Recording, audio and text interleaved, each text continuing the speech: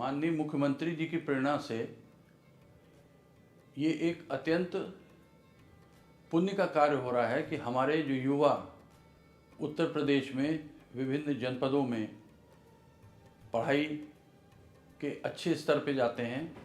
उनको लगता है कि हम बड़ी सेवाओं में, ऑल इंडिया सर्विस जैसी सेवाओं में हमको भी मौका मिलना चाहिए, और मन में कहीं ये भाव आता है कि हम अगर बड़े शहर में होते तो किसी कोचिंग को ज्वाइन कर सकते थे, कोई गाइडेंस हमको ऐसी मिल जाती कि जिससे हम शहर के बच्चों से कम्पीट कर सकें।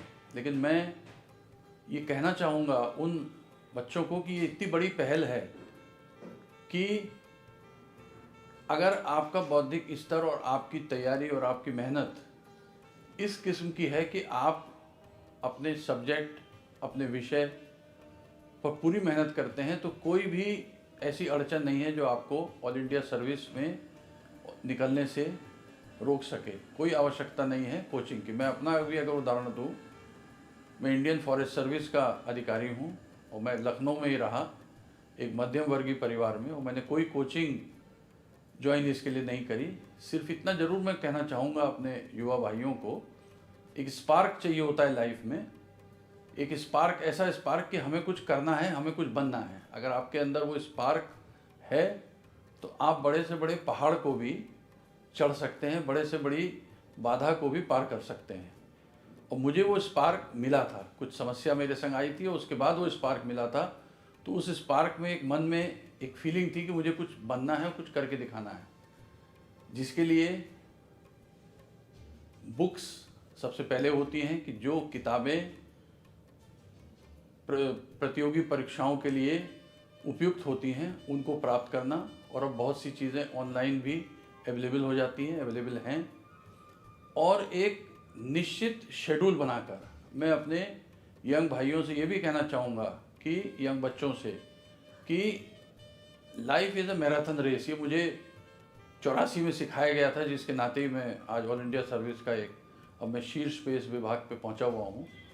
लाइफ कोई 100 मीटर रेस नहीं है कि तुरंत दौड़े और जीत गए। लाइफ एक मैराथन रेस है, ये लगातार चलती है। और मैराथन में अगर पूरी मेहनत से आदमी दौड़े तो वो तभी जीतता है। ये हमेशा याद रखना चाहिए कि एक आध अगर कहीं कोई दुश्वारी भी आती है, एक आध जगह कहीं कदम भी रुकते हैं, एक आध जगह अगर आपको हार जैसी भी लगती है, तो ये मत समझिए कि आप रेस हार गए, क्योंकि रेस मैराथन रेस है। रेस कोई 100 मीटर की दौड़ नहीं है कि एक बार दौड़े, पीछे रह गए और हार हो गई। तो ये तो मॉरली मैं आपसे कहना चाहूँगा। और सिस्टमेटिक तैयारी होनी चाहिए। जो भी सब्जेक्ट आप लें, उन सब्जेक्ट की सिस्टमेटिक तैयारी नोट्स बनाकर। मुझे याद है कि मैंने जब सब्जेक्ट लिए थे केमिस्ट्री और बॉटनी, तो उन सब्जेक्ट का एक निश्चित टाइम शेड्यूल बना लिया था कि इतने घंटे मुझे पढ़ना है। और आप किसी भी ऑल इंडिया सर्विस के अधिकारी जो आपको कहीं उनसे जिलों में जिलाधिकारी हों या आयुक्त हों, इनसे मिलने का अगर जब मौका मिले तो उनसे भी अगर आप कभी पूछेंगे तो सब आपको बताएंगे कि एक शेड्यूल बनाना बहुत ज़रूरी है कि हमें किस चीज़ को कहाँ पर किस तरह से कितने समय में पढ़ना है। दूसरी चीज़ होती है जनरल नॉलेज। आजकल सामान्य ज्ञान की भी बहुत आवश्यकता होती है प्रतियोगी परीक्षाओं में, और इंडिया सर्विस के इम्तहानों में सिलेक्ट होने के लिए।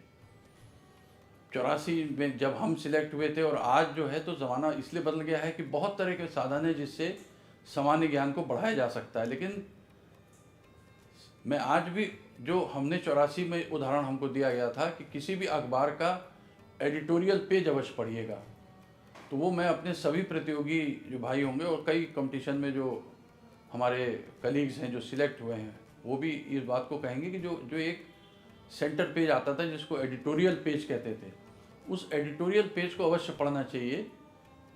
उसमें जो बातें होती हैं, क्योंकि एडिटोरियल जिस व्यक्ति का होता है वो बहुत एक अपने ज्ञान से परिपूर्ण व्यक्ति होते हैं, और छोटे से शब्दों में वो अपने ज्ञान को एक अखबार के 4 कॉलम में उड़ेलते हैं। और इसका उदाहरण सर विंस्टन चर्चिल का दूंगा। सर विंस्टन चर्चिल जो सेकेंड वर्ल्ड वॉर में जिन्होंने इंग्लैंड को जर्मनी पे विजय दिलाई थी, उनका इंटरव्यू लेने के लिए एक बार आर्मी के इंस्टीट्यूट के लोग पहुँचे, तो उन्होंने ये सवाल किया कि for how long I have to address. तो उन्होंने कहा साहब ये क्यों पूछ रहे हैं, इस इंस्टीट्यूट में तो लेक्चर लेने के लिए एक प्रेस्टिजियस मान। उन्होंने कहा इसलिए पूछ रहा हूँ कि अगर आप मुझसे आधे घंटे का समय मांगेंगे तो मैं आपको कल का समय दे दूँगा, अगर आप मुझे 15 मिनट का समय मांगेंगे तो मैं 1 हफ्ते बाद कर दूंगा, और 5 मिनट का समय मांगेंगे तो 1 महीने बाद का समय दूंगा। उनका ऐसा क्यों?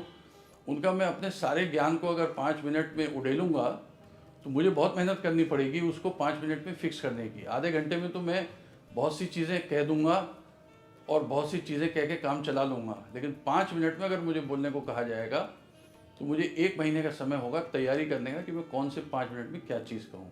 तो देखिए 1946 और 47 की ये वो धारणा वो आज भी लागू है कि जो हमें तैयारी कर दी है वो पूरी सिस्टमेटिक, पूरी मेहनत और लक्ष्य के संग, अगर हम मन में लक्ष्य बना लेंगे हमें ये बनना है तो हम अवश्य उसमें सफलता पाएंगे। किसी कोचिंग और किसी बाह्य सहायता की हमें ज़रूरत नहीं पड़ेगी। हमारी सरकार वेबसाइट के माध्यम से लेटेस्ट चीज़ें हमारे प्रतियोगी छात्रों को उपलब्ध करा रही है, जिससे वो अपने सामान्य ज्ञान, अपने सब्जेक्ट विषय, इस सब के ऊपर जो भी लेटेस्ट आवश्यक ज़रूरतें हैं उनको पूरा कर सकेंगे।